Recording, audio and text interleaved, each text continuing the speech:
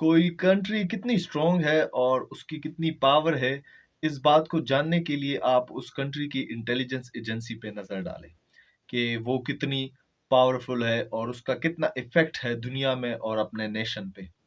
जी हाँ, आज हम बात करेंगे इंटेलिजेंस एजेंसियों के बारे में, लेकिन उसमें भी जो टॉप मोस्ट पे है और सुपर पावर की इंटेलिजेंस एजेंसी है, वो है सीआईए।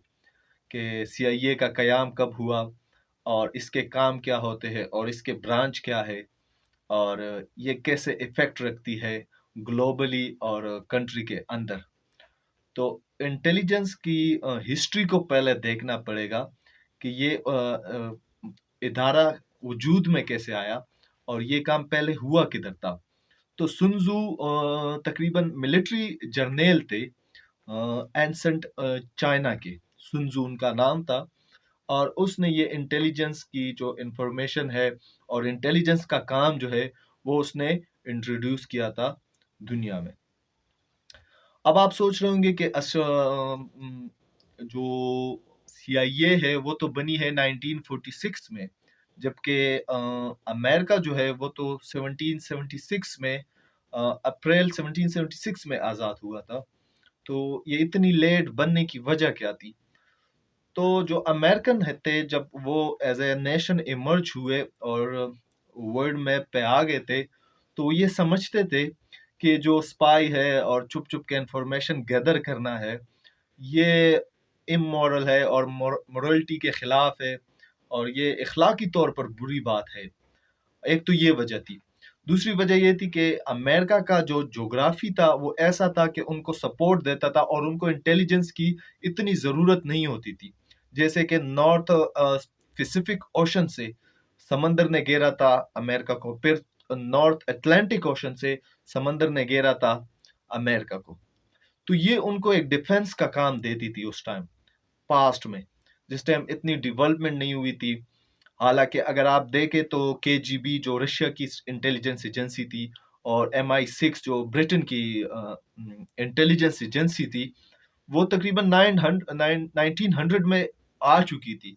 लेकिन सीआईए जो है वो 1946 में आया था, जब जिस टाइम वर्ल्ड वॉर 2 ख़त्म हुआ उसके 2 मंथ्स बाद, क्योंकि कोल्ड वॉर शुरू हुआ between Russia and USSR and between America.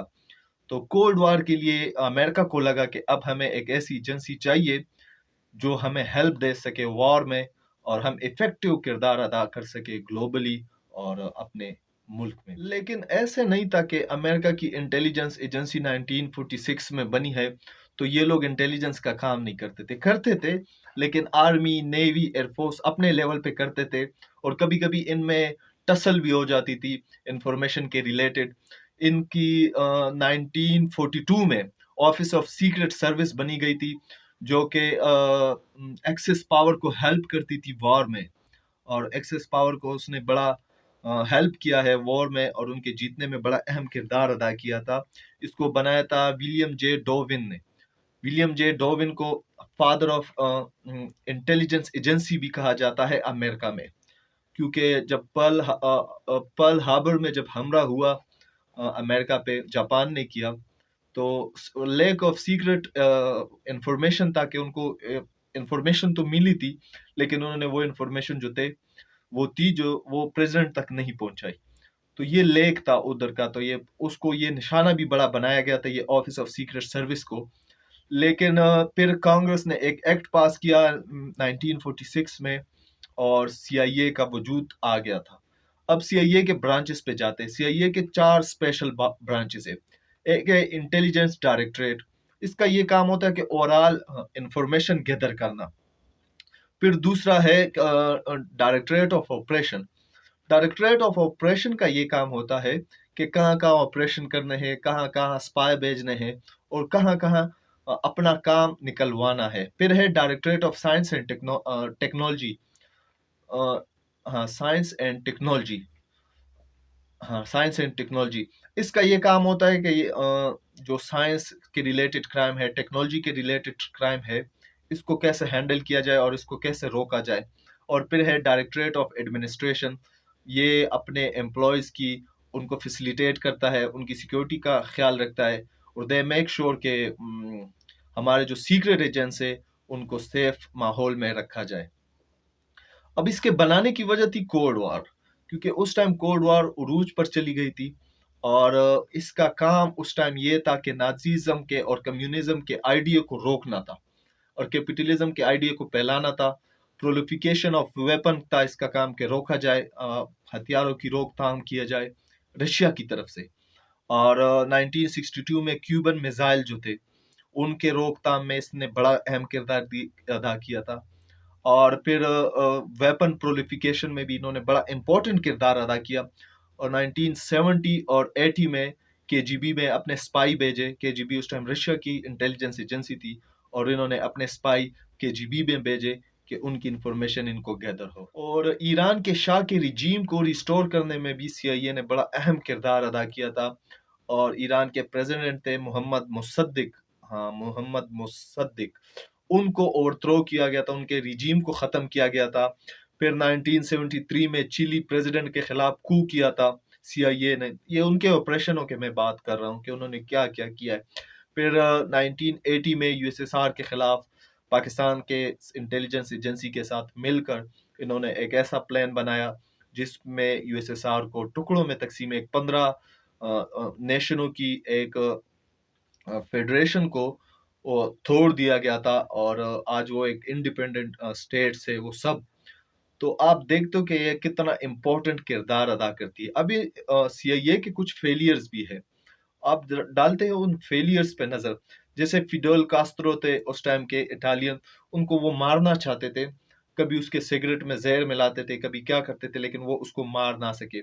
फिर ब्लैक सेट के नाम से डिटेंशन सेल बनाए थे और वो ऐसे डिटेंशन सेल होते थे कि वो जो इंटरनेशनल लॉ है अकॉर्डिंग टू प्रिजनर, वो भी उसको वायलेट करते थे। हालांकि अपने यूएसए के लॉ जो थे प्रिजनर्स के अलावा के लिए, वो भी सीआईए उसको वायलेट करती थी और प्रिजनर्स को कत्ल कर देती थी और ऐसी जगह पे रखती थी कि आप सोच नहीं सकते थे।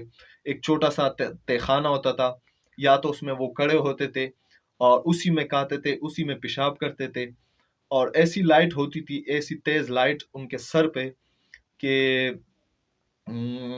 आप वो सो नहीं सकते थे। बस वो सारा दिन और सारा रात खड़े रहते थे। और ग्वांतानाम बे जो है साउथ क्यूबा में, उन्होंने एक डिटेंशन सेल बनाया था, बड़ा मशहूर और बदनाम सेल है। इनमें वो कैदियों को बड़ा गंदा ट्रीट करते थे, बास को मार देते थे। तो बराक ओबामा ने 2009 में इसको ख़त्म भी किया था, इस डिटेंशन सेल को, क्योंकि ये वायलेट कर रहा था ह्यूमन और लॉ को।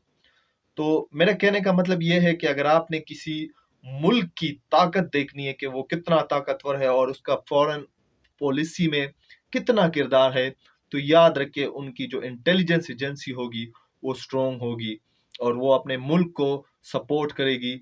और अगर आप देखें अमेरिका के सिस्टम को, जिसमें आज तक 9/11 के बाद तकरीबन कोई ऐसा हादसा नहीं हुआ जिसमें आप सीआईए को ब्लेम कर सके, तो इसका मतलब है कि सीआईए अपना काम बहुत अच्छे तरीके से कर रही है और तभी वो एक सुपर पावर की इंटेलिजेंस एजेंसी है।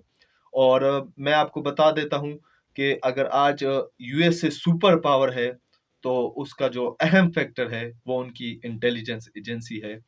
और वो बहुत से ऑपरेशन में नाकाम भी हुए हैं, लेकिन कामयाबी भी। आज अगर हम किसी मुल्क के सिक्योरिटी का मेजरमेंट करते हैं तो उसको देखा जाता है कि उनकी इंटेलिजेंस इदारे कितना इफेक्टिव रोल कर रहे हैं, क्योंकि ये सिक्योरिटी के लिए बड़े इंपॉर्टेंट सतून है और ये वो छुपे हुए चेहरे होते हैं जो आपको पीस प्रोवाइड करते हैं और आपको आपके मुल्क को तरक्की की राह की तरफ गामजन करते हैं। तो हर मुल्क की एक अपनी इंटेलिजेंस एजेंसी है और वो कितनी इफेक्टेड है वो तब पता चलता है जब आप उस मुल्क के हालात देखें। अगर तो उस मुल्क में बम धमाके नहीं हो रहे और सब कुछ पीसफुली चल रहा है, तो इसका मतलब है कि वो एजेंसी अपना काम ठीक तरीके से कर रही है।